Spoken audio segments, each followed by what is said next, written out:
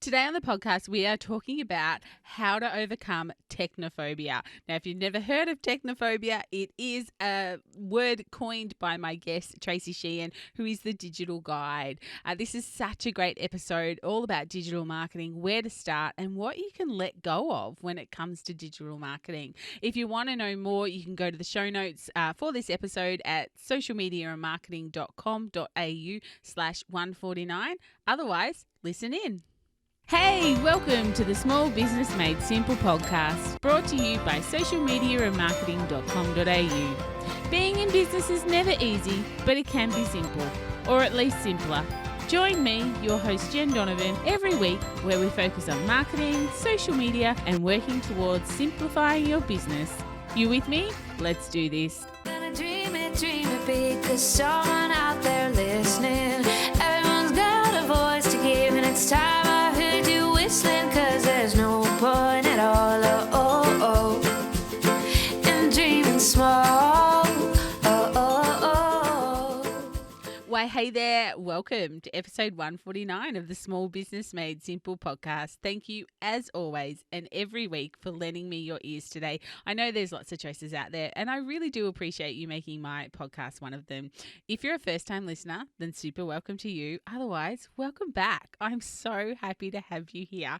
I am, of course, the host, Jen Donovan, and it's my job via this podcast, social media, and everywhere else that I hang out to make your business life simpler, because I know that business can be hard and it can be, overwhelming, but the Small Business Made Simple podcast is all about making your life or your business life a little bit simpler. This week, I have an amazing guest. Her name is Tracy Sheehan, and she has the Digital Guide. Tracy helps small businesses overcome technophobia. I love that word, and I love hearing her explain what technophobia is on the interview. She's a consultant, a presenter, an MC, and a writer, and she has absolute gold for you today, especially if the digital BS is something that you find really hard to navigate in the world that we live in right now. If you're a master of digital or struggling, then this episode is definitely for you. So go and grab a cuppa and settle into the fabulous chat I get to have with Tracy Sheehan. Trace, I'm really excited to have you on the podcast today because you are going to cut through some BS around technology for us. And I think that's something my small business audience will be definitely leaning into. So welcome to the podcast. Thank you, Jen. I'm very excited. I love the Tiffany blue of your wall, can I just say? Yeah, it keeps me inspired. I want to be able to shop at Tiffany's every day of the week one day or something ridiculous like that. Pay $2,500 for a paperclip. Yeah, that's it for sure. To go on my gold scented paper for sure. Excellent. Trace, for my audience that perhaps don't know you, can you tell us a little bit about who you are and what you do to set the scene around today's podcast? Yeah, sure. So my name is Tracy Sheehan. I'm known as the Digital Guide. I help small business owners conquer their overwhelm around technology. So whether that's, productivity, marketing, whatever it is, we work through it. And like Jen said, cut through the BS to help people embrace their inner geek. Embrace that inner geek. One thing that you said to me, which I thought was really quite insightful just before we press record, was that a lot of the people you deal with, and probably a lot of the people that I deal with in business, actually had technology happen to us. We didn't grow up with technology. It actually is happening, and it still is. It's happening around us and evolving every day. So can you tell us a little bit more about that? Yeah. So look, let's throw some stats out, right? So according to the ABS, there's 2.1 million small business owners in Australia. 63% of this are aged over 45. Now, if we break that down into regionals, 802,000 regional businesses just in Queensland. So if we look at that, 63% of those people are going to be over 45. So it's really only about 8% of the entire small business population that's 30 or under. So when you look at those numbers, you realize that the vast majority of business being done in Australia is being done by the Gen Xers. Shout out to my Breakfast Club peeps. It's we're the ones pulling the weight of the economy. And the problem is that, as I see it, because I've had to overcome it too, we can still program a VCR. Yeah. We can still program a fax machine, but all of this new tech that's coming out week upon week upon week upon week upon week just weighs us down and adds to this overwhelm of where do I start, what do I need, and how do I do it? And there's no basic, here's where you start, here's what you need to know, and here's what you can let go. Because most of the stuff I see available in the marketplace is aimed as though people already know what you're talking about. Yeah, absolutely. And I think, the sentence of, knowing what you can let go is really, really important as well. That, we don't need to be on every platform. We don't need to know everything there is to know about everything, but we need to know a little bit, and we need to know a little bit so we don't get caught, and so that we do actually understand technology a little bit as well, don't we? Absolutely. I mean, my hubby always says to me, I don't know how to play a violin, but I know when one's played well. Yeah. And that kind of sums it up for me for tech. You don't need to know how to do it, but you need to know when it's done well. So then if you want to outsource, we just had a conversation about SEO. Yeah. If you want to outsource your SEO, if you want to outsource a web design, if you want to get someone to work on your social media, you don't have to do it, but you need to know how to have the conversation with someone so you're not going to get ripped off, and you know that they're giving you best value for money, and you know how to call them on the BS. So if they're sending you a report that's actually telling you nothing, you can go, hang on, buddy. What about this? What does that look like?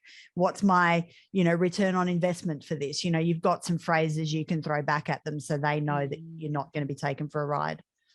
Yeah, absolutely. I think, we've known for a long time that education is key, and it's no different to online education to offline education. Absolutely. But also there is so much education out there. Like, you could type anything into Pinterest or, maybe a search engine like YouTube or even Google, and you will get a billion answers to your questions. So where do you start?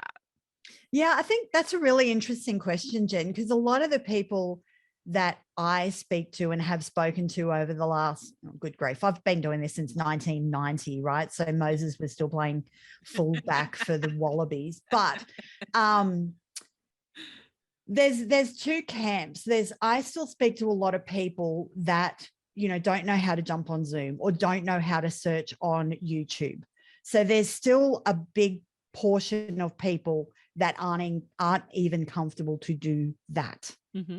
So, there's a certain amount of, we've got to take a step back and say you can't solve a digital literacy problem. And I'm not saying, like illiterate or anything, a digital literacy problem, like upskilling and things.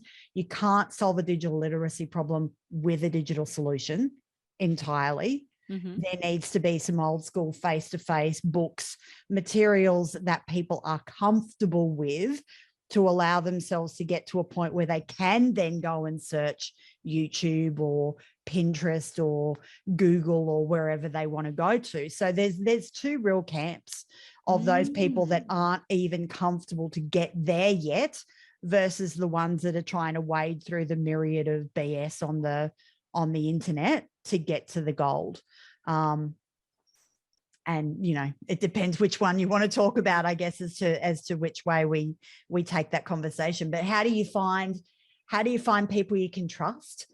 Your vibe attracts your tribe, in my opinion. So, the people that listen to you have developed that know, like, and trust with Jen, quite rightly so, because you don't feed them BS, you give them the good stuff. And if you don't know, you don't know. And you say, I don't know, I'm going to find out, or I'm going to bring someone in that can help you with that.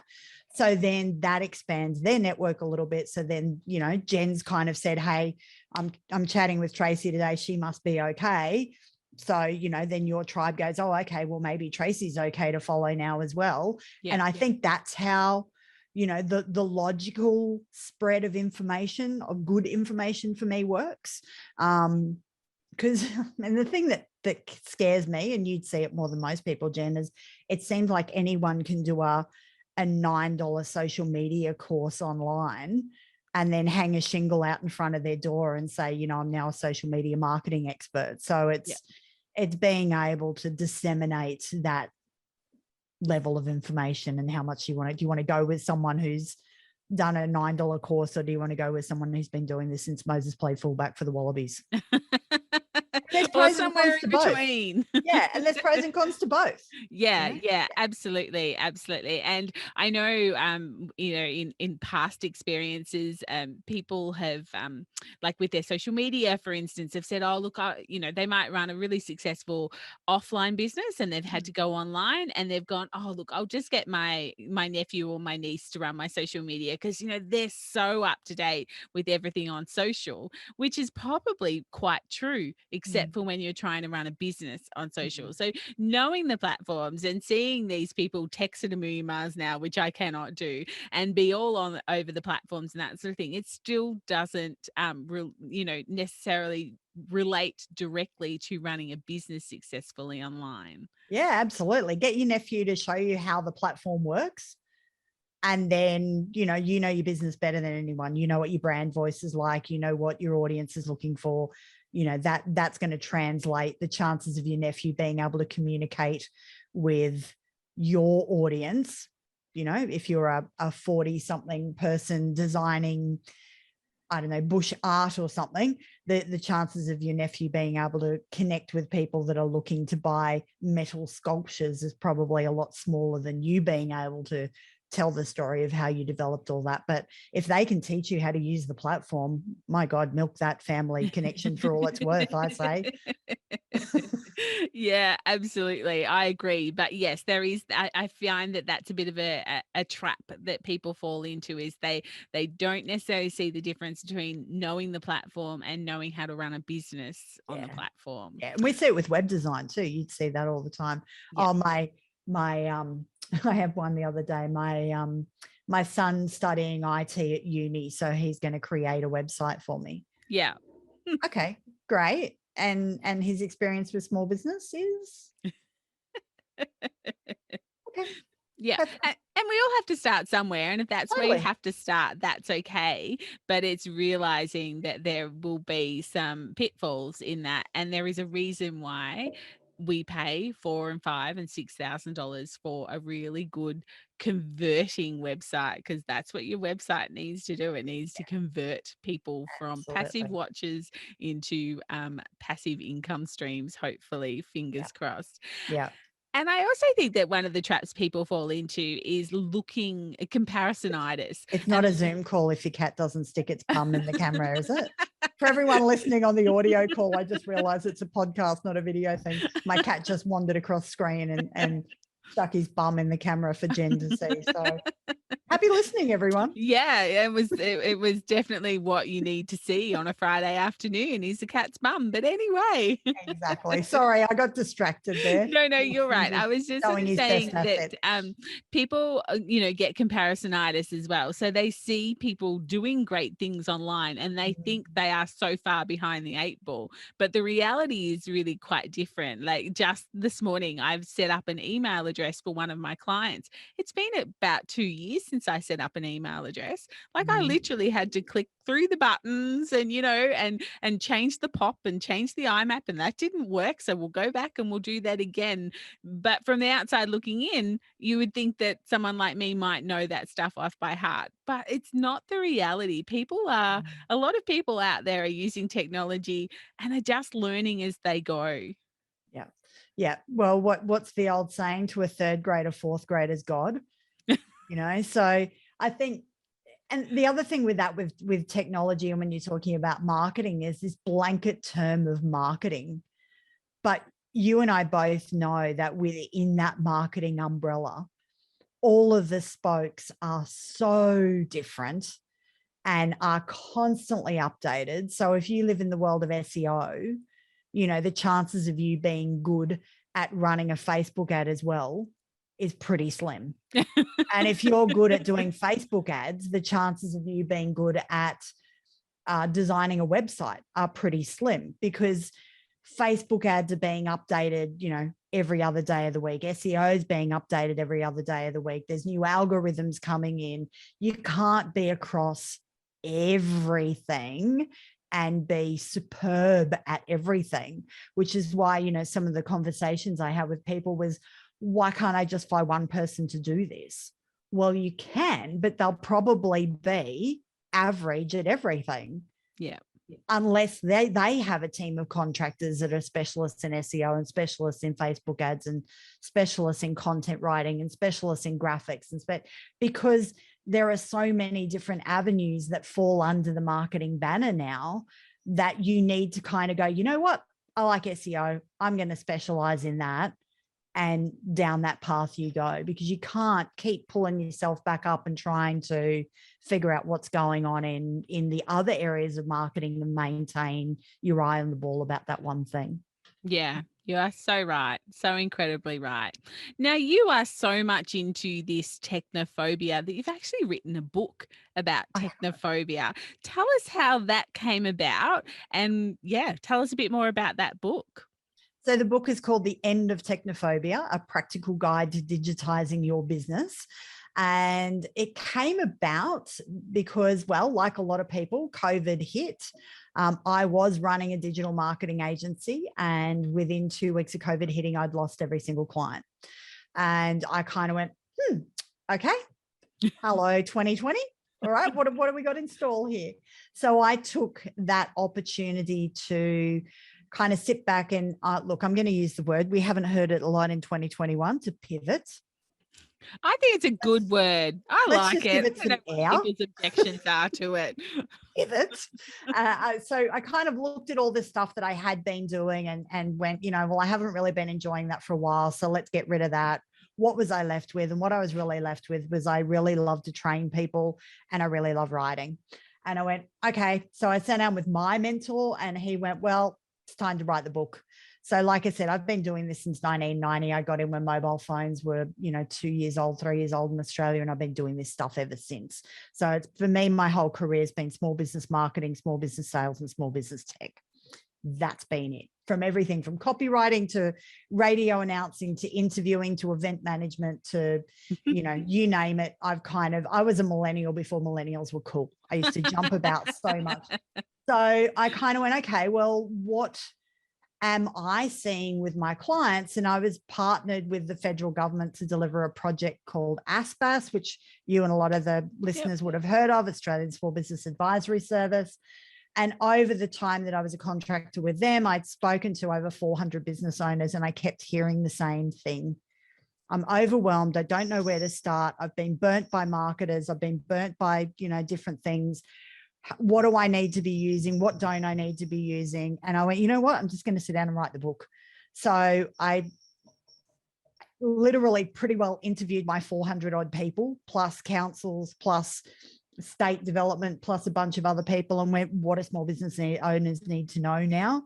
And then broke the book into sections. So productivity, marketing, sales, health and well-being, customer experience, working remotely. I think there's like 13 sections in the book, and just wrote about it. And then realizing that my people are over 40, I went, well, what worked well were the old dummies guides. Do you remember the old dummies guide to Excel or dummies guides or whatever? And the thing that worked well about the dummies guides were the screenshots. So I went, all right, let's throw a bunch of screenshots in here so someone can literally open the book up to, I don't know, Facebook Insights and go, oh, this is the screenshot. Hey, that's what my screen says. So now what does that mean? What does that mean? What does that mean? Why do I need to know it? So I spent 6 months, 8 months writing the book, 84,000 words.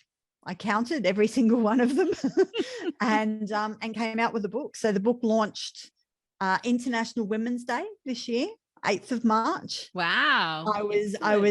I was mid 36-hour Clubhouse call. I did the world's first online International Women's Day event. So we had 55 speakers, 20 plus countries. I was in the middle of that. The truck's reversing down my driveway, beeping while I've got someone on Clubhouse that I'm trying to monitor from Canada or something, I think. And my hubby walked in with the book and went, and I went, I don't have time right now. And the book kind of sat there. And then at the end of the 36 hours after I'd woken up again, I kind of went, holy crap, I've got a book. So, so it officially launched at the Brisbane Convention Centre on the 27th of May as part of Brisbane, Queensland Small Business Week. And it's been going great feedback. Beautiful.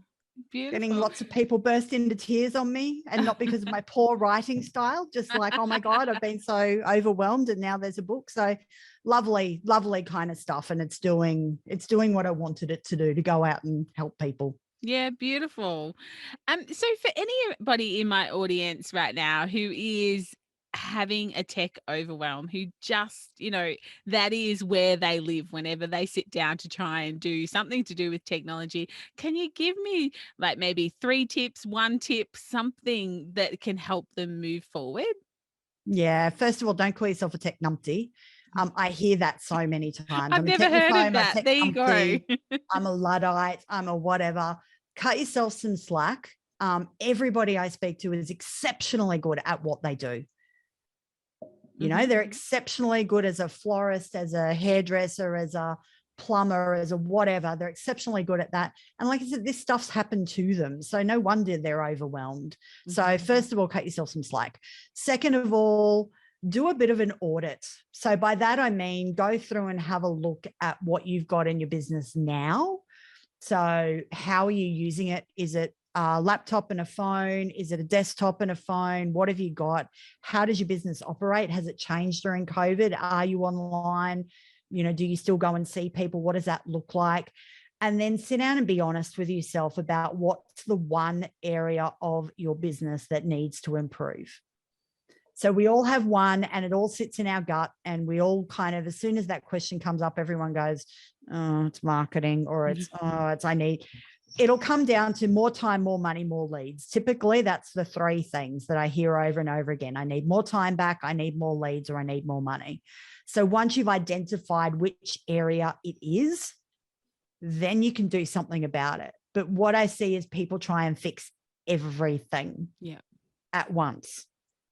Oh my God, no wonder you're overwhelmed. Like it's like when you try and clean your house, you don't mostly go flick from one room to the other doing like one piece in this room. You'll concentrate on a room. If you're giving it a decent spring clean, you'll go, okay, today I'm going to do my wardrobe, and that's all you'll do. So do that. Pick one thing. Oh, okay, I need to learn Facebook more. I know I need to learn Facebook more because I'm not posting to it very often, and everybody says I should post to it more often. Cool. Learn Facebook. Go and jump onto Facebook Blueprint or Contact Jen, or, find a book or do something. Facebook Blueprint is the online learning developed by Facebook, but just pick one thing and block out 30 minutes in your calendar a week to learn it and do it. Yeah. So don't just learn it, do it as you're learning it, because the best way that you're going to overcome your technophobia is to actually implement at the same time. So don't go off and do a big mammoth course and then think, I've got to wait till this is all done. No. Prolific beats perfect. Get in there, learn something, go, okay, I'm going to do that now. So maybe you learn how to schedule a post. While you've just learned that, go and schedule a post. Yeah. Maybe it's scheduling the post to go, hey, I just learned how to schedule a post. Whatever you need to do, but do those little incremental steps and build it into your calendar. So you're starting to build in a learning and development into your business. It's no different to working on your business in any other way, like reading a good business book or listening to Jen's podcast, or it's no different. Yeah. We just need to tackle these things in small chunks, small manageable chunks. And then, know where we're starting. So know your baseline. Okay, I don't know Facebook. I don't know how to schedule a post. And then look back in 3 months' time and go, hey, I've been scheduling a post every week for the last 3 months. Yay me. Yeah. Now what? Yeah, no, it makes so much logical sense, really. And it's kind of like, you wouldn't go and read a book to learn how to ride a bike. you would go and start trying to ride a bike. You might have a couple of, pointers, but you have to do the doing to learn the task. Absolutely. Absolutely. And the other thing I think that overwhelms people, that you kind of touched on a little bit, is everybody says. Everybody Mm. says I should be on Instagram, or everyone says I should be on Facebook, or everyone says I should be on Clubhouse. It's the place to be. But I think that's what overwhelms people as well. So it's kind of, Mm. for me, I talk about, restrict who you listen to as well, who you take Mm. advice from, because it's like a Right. pregnant woman in an elevator. Everybody's got advice for her. And, she needs to take what she wants and leaves the rest, which is very similar, of course, to small business. Yeah. And beware the survey of one on the other flip of the coin. We often as small business owners get one person, like a client or someone that'll come back and go, oh, I saw that post where you talked about this, or, you start selling something. Oh, you shouldn't do that. And we go, oh my God, I've just offended my client base. No. Mm. Beware the survey of one. If a few people, if 5 of your ideal clients come and go, hey, Jen, that post was a little off this week. What did you mean by that? Then take a look at it. If it's one person, let it through to the keeper. But you're right. Surround yourself with the right people. If you're going to take advice from everyone, in the air quotes, make sure they're your ideal clients, or make sure they're people who have gone there and done it before you and have built the same type of business that you're trying to build. Yeah. Yeah. And the other thing I find is people sometimes are a little bit standoffish, because, let's take Instagram, for instance. It's a little bit harder to learn. It's a little bit more complicated than Facebook. And people are like, oh, I don't get it, so I'm not going there. But when you dig into it, that's where their ideal client is. So also recognizing, when you choose that one thing, it has to be the one thing that is all about your client, not just about you. Absolutely. It's a really common one, isn't it? As people go, I can't stand Instagram, so I'm not going to be on it. I'm not going to do it. It's like, oh, that's great. But where are your clients hanging out? Oh, Instagram. Okay. Where's the logic there? I mean, I'm not an Instagram fan. So me going and posting on Instagram, I was looking at my insights yesterday, my Facebook stats were up for the month, and my Instagram was down like 40%. And I went, yep, forgot to post last month. So, take it on the chin. But if your people are there, then get over it. It's not about you. It's about your people. Yeah. Yeah.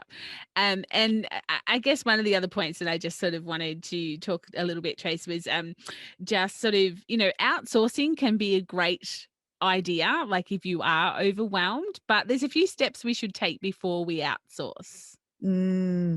So I'm the master at delegating tasks. I think the biggest thing, and Jen, you would have seen it, is people often look for a unicorn. Yeah. So, I'll be chatting with them and they'll say, oh, I can't wait till I get my VA. And you're like, okay, well, what do you think? What do you want the VA to do? Oh, well, I want them to create the graphics for my socials and to post and maybe write a blog and send my emails out. And, they've got this laundry list of to-do things, when in actual fact, it's probably 3 people they need. They need a graphic designer, they need a general VA that can do the scheduling of content, and they need a copywriter or a content writer, or, something like that, or a funnel builder or something. So it's breaking those tasks down. And I'm a big fan of sticky notes. Mm-hmm. So, when you're starting to think things through, I've still got a big thing on my wall at the moment, is I have different colors for different things. So I'll put my overarching theme above it. So admin, will be a green sticky note, and everything I think about for admin, reply to emails. So I'll write individual sticky notes for everything I can think of for admin. Everything I can think of for marketing, everything I can think of for whatever. And then I'll say to people, now figure out the things you want to outsource and move those things onto a different wall. And then ask yourself, is that really something that one person can do and do well, or are you setting them up for failure?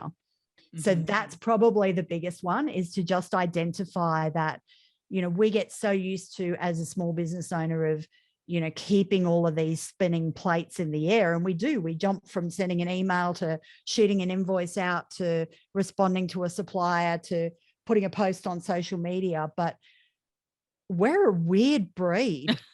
small business owners, to be able to do that is actually really difficult. So you're setting your VA up for failure if you're looking for that one mystical unicorn feature. So pick the big thing that is going to give you your time back and probably go for them first. The other thing that I would say to that is, if I'm finding a VA for a client, I will say to them, pick one task and put it out to 3 or 4 VAs. Mm-hmm. And then see, how quickly do they respond? What's the quality of the work? What's the communication been like? And do that for a couple of tasks until you can narrow it down to 1 or 2 people that you can make your decision with. Because you don't know what you don't know when you're starting out. So you kind of need to, it's like when you're dating, you need to play the field a little bit first, kind of get a sense of what's out there, and then narrow it down to who would you bring home to meet the folks. Yeah, well, that's a great analogy. I love all your analogies. They're very good. They make a lot of world sense, don't they?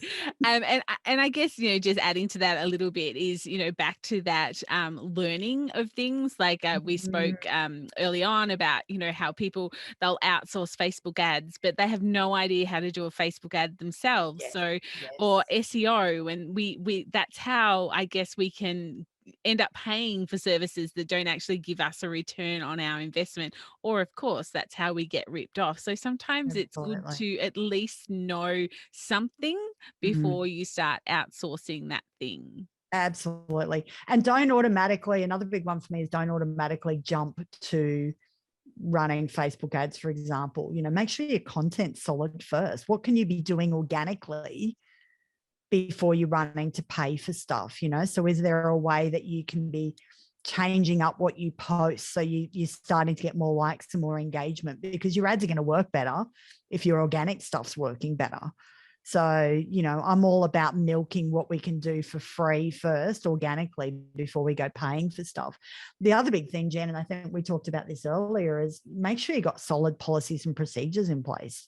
I mean, that stuff's as boring as batshit, but if you don't have it, you are in for a world of hurt when you start adding VAs and things to your team. And it doesn't have to be, copious amounts of documents. You could just do a quick open up Zoom and record, like, okay, this is the way that I schedule my posts. And then the first task you give the VA is to write that up as a procedure. It doesn't have to be bound and formatted in gold leaf for them, but they're not mind readers. You at least need to go to the VA with, this is how we do things around here, and give them the opportunity to write that up as a process themselves, unless it's something completely out of the box, like a Facebook ad or something like that, where you're really seeking an expert's advice. Yeah. This has been such a great conversation. There is so much gold in here, and hopefully anyone who has been feeling a little bit overwhelmed. And I think we all get overwhelmed sometimes with the amount of tasks and also tech that we have to do, no matter how highly skilled or lowly skilled we think we are. So thank you so much for sharing all these insights. Is there anything we haven't touched on yet that you just wanted to talk about before we wrap up? Look, so much, Jen. I think you need to go and get a coffee and we'll just keep going. Maybe a wine. It's Friday afternoon. No, look, I mean, the big thing for me is, don't make it hard on yourself. Really just cut yourself some slack. The fact that you're listening to this and you're looking for answers to things, give yourself some credit for that.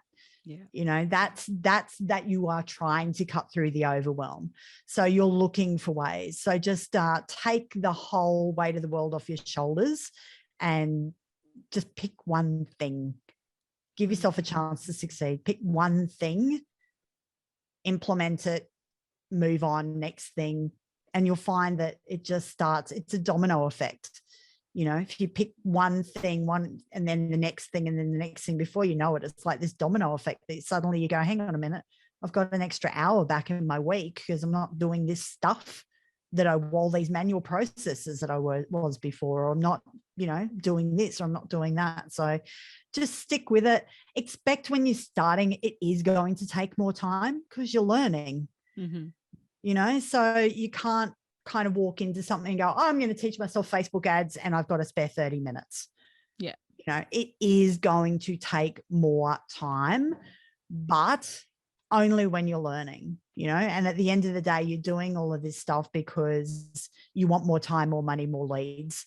So it will lead to it. Just, allow yourself that wiggle room to learn, implement, try, and seek out good people. You're listening to Jen's podcast, so you've got the best of the best around you already, but seek out good people that are genuine, and there's still a lot around there. Yeah, absolutely. And the only one thing I would add to that is celebrate the small stuff. Us small business Amen. owners, we just seem to think, oh, I'll celebrate when I do this big, enormous thing or something like that. But sometimes just, getting the Facebook ad actually up and running and, getting some, I don't know, some return off it is worth celebrating, or, scheduling that very first post that you're doing. Give yourself a high five, celebrate the small stuff. Yeah. Yeah, absolutely. Don't give yourself a high five though, because that could hurt. So maybe a cupcake or a cup of tea, or I'm probably food-based rewards, which again says more about me than you need to know. But yes, do a happy dance. Post on come and visit me on Facebook or on Jen's Facebook page and post a win there, and let us help you celebrate the success. Yeah, because you need to have a team around you that helps you celebrate and keeps you going. Yeah, absolutely. Tracy, this has been so good. Thank you so much for giving up some of your Friday afternoon to come and have a chat with us. For those in my audience listening, how can they get in contact with you, or where's the best place to find you hanging out? Yeah, gosh, so many ways. Being the digital guide, you'd hope I'm kind of everywhere. So if you search Tracy Sheen, the Digital Guide on Facebook, the website's thedigitalguide.com.au. The book is The End of Technophobia. It's on the website. I also have a small business tech club, which is a month-to-month club where we upskill around core competencies of the business. Just Google me, you'll find me. I'm kind of everywhere. Tracy Sheen, the Digital Guide. No relation to Charlie Sheen. So just be careful when you're looking at the images. Could get a little confusing. Of course. Anyway. Winning. #winning. Yeah.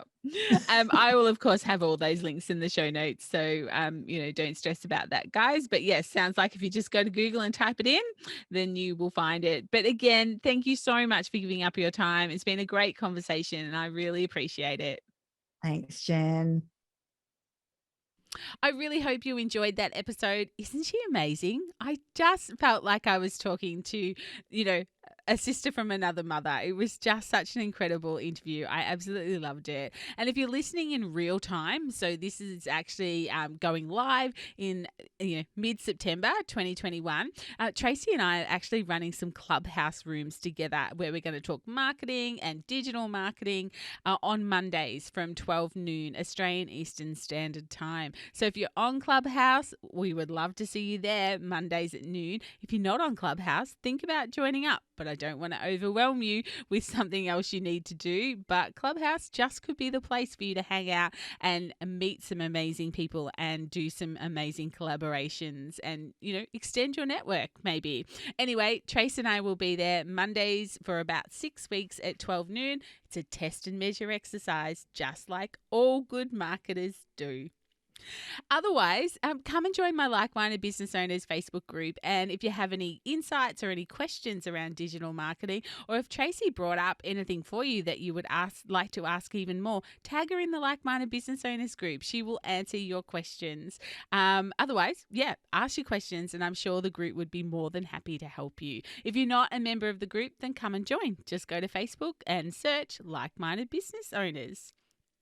Of course, if you want to book a discovery call with me and get your marketing strategy down pat, especially heading into the end of 2021, then, come over and do that. You will find the link in the show notes at socialmediamarketing.com.au/149. Otherwise, head to my website and it's right there on the front page. But that's it for episode 149. I really hope you're enjoying this podcast. And if you listened this far, I know that you probably have. I'd love you to hit the subscribe button and leave a rating and a review if you have an extra 10 seconds of your day. And of course, share this episode with another superstar business owner who's doing that daily grind, who would really appreciate hearing Tracy's wisdom all around digital marketing. Massive love going your way, of course, if you do any of those things. But I will be back next week for episode 150. In the meantime, are we on social? I really hope that we are. You can find me on Instagram at @JenDonovan_, on Facebook. Come and join the Like-Minded Business Owners group. And of course, on LinkedIn. I really like to hang out on LinkedIn. So if you're a LinkedIn person, you're my type of person. But whatever you do, remember, my small business peeps, as my opening song says, there is no point in dreaming small. No time like the present. Tell it like you feel it, say it proud, be true, and let us see you for the star that you are. No point in dreaming small.